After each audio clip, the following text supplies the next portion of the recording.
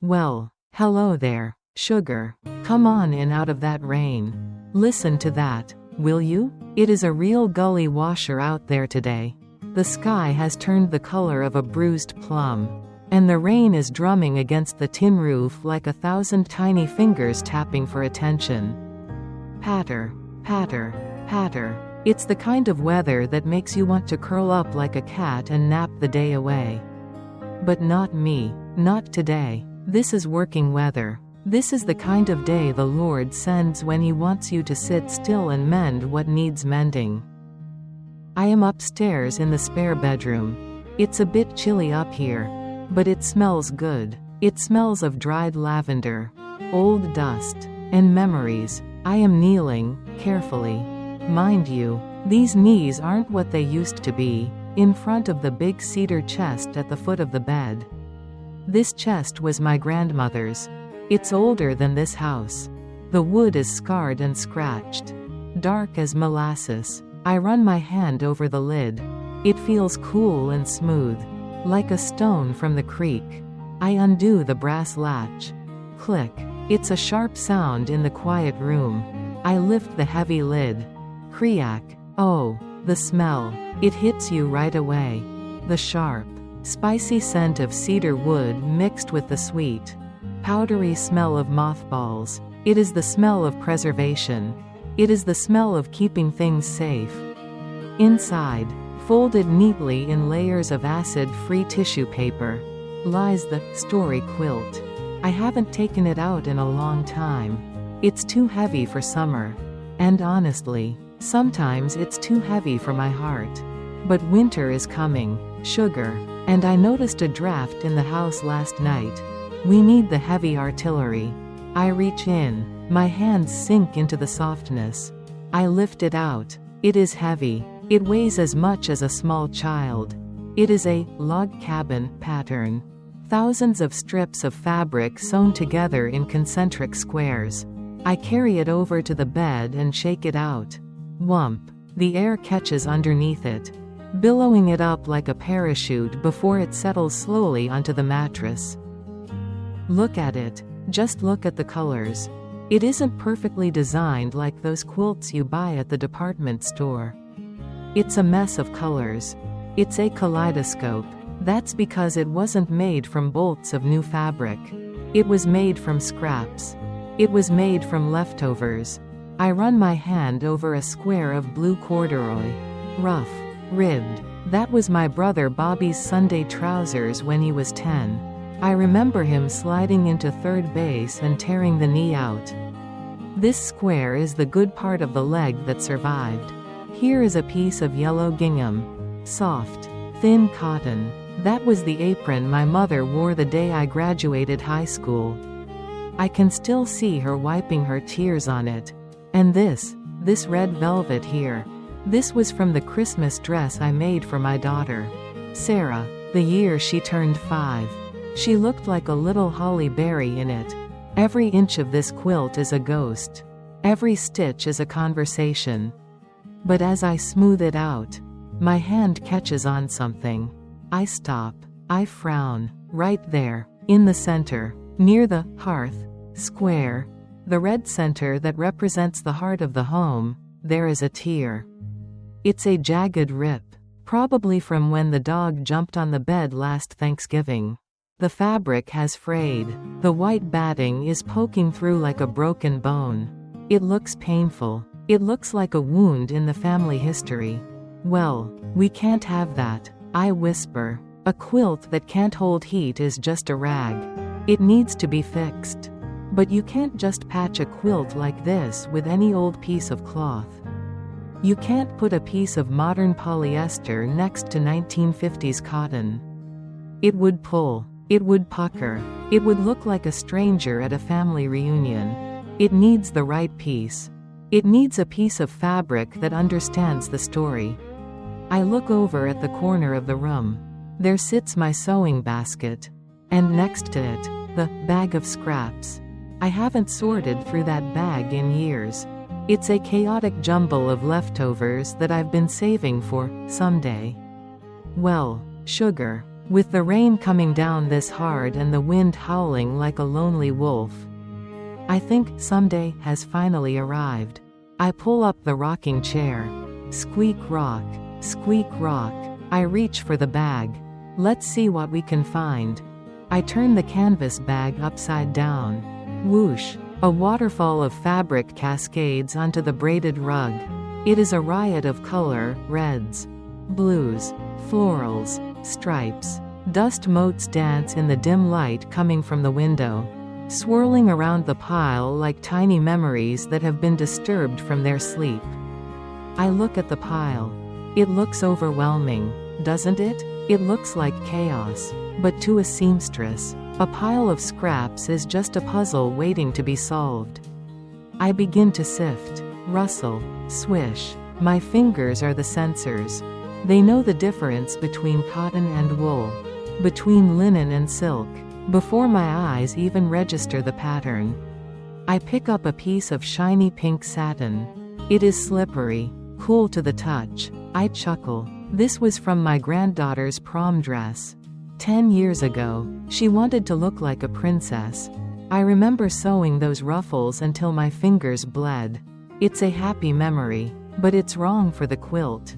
Satin is too flighty. It doesn't hold warmth. It slides away from you.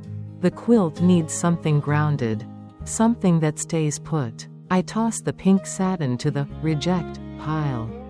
Next, I pull out a square of stiff, dark denim. It is rigid, unyielding. These were from the knees of Henry's work overalls. Lord, that man worked hard. He spent 40 years in the mill. And his jeans were always worn white at the knees and the pockets. I hold the denim against my cheek. It smells faintly of machine oil and starch. It is strong fabric, survival fabric, but it is too hard for the center of the quilt. If I sew this in, it will chafe. It will be a rough spot in a soft world. You can't patch a heart with armor. Sugar, you need something that yields. I put the denim aside, but gently. I pat it once, out of respect. I dig deeper, scratch. Here is a piece of floral polyester from the 70s. Oh, mercy, bright orange sunflowers on a brown background. What were we thinking back then? It feels synthetic, plasticky. It makes a scratchy sound when I rub it. ZZZZT. No, absolutely not. The quilt is made of natural fibers, cotton, wool, linen, living things. This polyester is artificial. It wouldn't breathe. It would suffocate the other squares.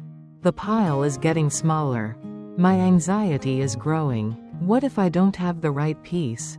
What if I threw it away years ago? The hole in the quilt seems to be getting bigger, mocking me. It looks like a mouth, waiting to be fed. I reach the bottom of the pile. There are only a few scraps left, buried under the weight of the others. And then, I see it. It is hiding under a piece of green felt. It is humble. It isn't shiny or bright. It is a square of soft, brushed flannel, plaid, navy blue and hunter green, with a thin line of cream running through it. I catch my breath. I reach out and pick it up. It is incredibly soft, worn thin by years of washing. The nap of the fabric has been rubbed down to a velvety smoothness. I know this shirt. This was Henry's Sunday afternoon shirt. Not his church shirt, that was stiff white starch. And not his work shirt. This was the shirt he wore when he was truly himself. The shirt he wore to sit on the porch and whittle. The shirt he wore to read the paper. The shirt he wore when he held me on the sofa while we watched old movies. I bring the fabric to my nose. I close my eyes and inhale deeply. Does it still smell like him? Or is my mind playing tricks on me? It smells of cedar now. Mostly. But underneath the cedar, I swear there is a faint trace of pipe tobacco and old spice. My eyes sting. Tears prick at the corners. Hot and fast. This is it. This is the piece. It isn't new. It isn't perfect. It has a tiny snag in one corner. But it has soul. I crawl back over to the bed, clutching the scrap of flannel like it is a winning lottery ticket. I lay it over the tear in the quilt. It covers the wound perfectly. The colors, the blue and green, blend seamlessly with the surrounding squares. It doesn't look like a patch. It looks like it was always meant to be there. It looks like the missing puzzle piece that finally came home. There you are, I whisper to the fabric. I wondered where you'd gone. The rain beats harder against the roof. A crescendo of applause. Drum, drum, drum. I have the fabric. I have the needle. Now comes the hard part. The stitching. Connecting the past to the present requires a steady hand. Sugar. And my hands are shaking just a little bit. I settle into the rocking chair. The wood groans softly under my weight. Creak. I pull the sewing basket closer. I reach for my scissors, the heavy, silver stork-shaped ones that I've had since I was a bride. I find a spool of thread. Not black, not white, but a dark, slate gray that will disappear into the flannel. Now comes the test. I hold up the needle.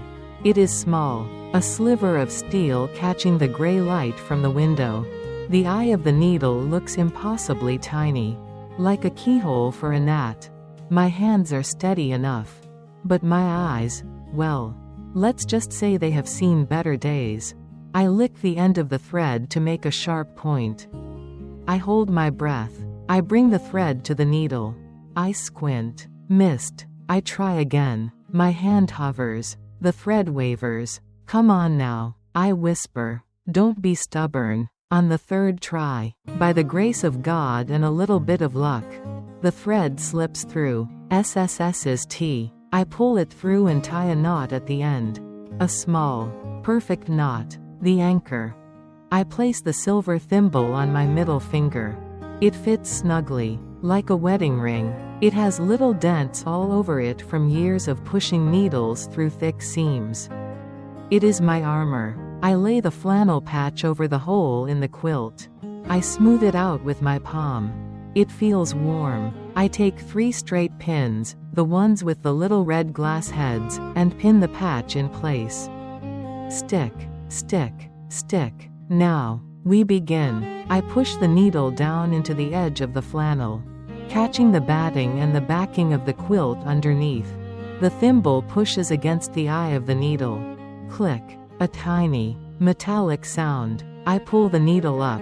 The thread follows with a soft whisper. Shh-wip. Down. Click. Up. Shh-wip. It is a slow rhythm. It is a heartbeat. I am using a blind stitch. If I do it right, you won't see the thread at all. You will only see the fabric holding on, clinging to its neighbor. At first, my mind is racing. I am worrying about the straightness of the line. I am worrying about the tension of the thread. But after 10 stitches, the rhythm takes over. My shoulders drop. My breathing slows down to match the patter-patter of the rain on the roof. The world narrows down to this 3-inch square of fabric. I am not just mending a blanket. Sugar. I am mending time. As the needle dips in and out, I start to feel a strange sensation. It feels like I am not alone in the room. I remember all the times I sat in this very chair, mending Henry's work clothes. He would be sitting over there in the corner, reading the paper, the smoke from his pipe drifting up to the ceiling. We wouldn't talk much. We didn't need to. The sound of my sewing and the rustle of his paper were a conversation all their own. I look down at the flannel patch. I am sewing his shirt into the family history. Now, whenever I pull this quilt up to my chin on a cold night, he will be there. He will be protecting me from the draft. He is still keeping me warm, even from the other side. Click, shh-wip, click, shh-wip. The patch is half done. The edges are turning under neatly. The frayed threads of the tear are hidden away, buried under the new layer of strength. This is how healing works, isn't it? You don't erase the tear. The hole is still there. Underneath, you can't undo the damage. But you can cover it. You can reinforce it. You can add something new and soft to make it whole again. The grief doesn't go away. But it changes texture. It goes from being a sharp, tearing pain to a soft, worn memory, like this flannel. I reach the last corner. My finger is sore where the needle presses against it. But it is a good sore. It is the pain of accomplishment. I make the final stitch. I loop the thread around the needle twice to make the finishing knot. I pull it tight. Tug. I pick up the stork scissors. Snip. The thread falls away. I take out the straight pins. 1, 2, 3. I drop them back into the tin box. Clink, clink, clink. I sit back and look at my work. The jagged hole is gone. In its place is a square of dark blue and green plaid. It sits right in the center of the hearth, surrounded by the red velvet and the yellow gingham. It looks solid. It looks like it belongs. I run my hand over the stitches. Flat, smooth, strong. Good job, May, I say to myself, and I swear I can hear Henry whisper back. Beautiful work, darlin'. The rain is starting to let up outside. The drumming on the roof has turned into a gentle tapping. The storm has passed. Inside, the quilt is restored. I fold my hands in my lap for a moment, just letting the silence wash over me. My hands are tired, but my heart feels a little bit lighter, a little bit more patched together. I stand up from the rocking chair. My knees pop and crackle like dry twigs, old bones complaining about the damp weather. I stretch my back, hearing the satisfying crack of my spine realigning. The work is done. I walk over to the bed and pick up the quilt. It feels heavier now. Maybe it's my imagination, or maybe adding that piece of Henry's flannel added a spiritual weight to it.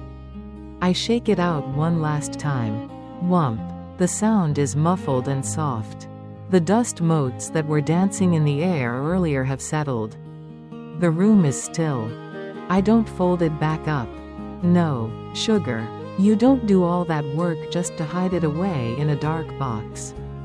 This quilt needs to breathe. It needs to be used. I lift it high and drape it around my shoulders. Like a royal cape, I pull the edges tight across my chest. Oh my, the warmth is instant. It isn't just the heat of the fabric, it is the weight.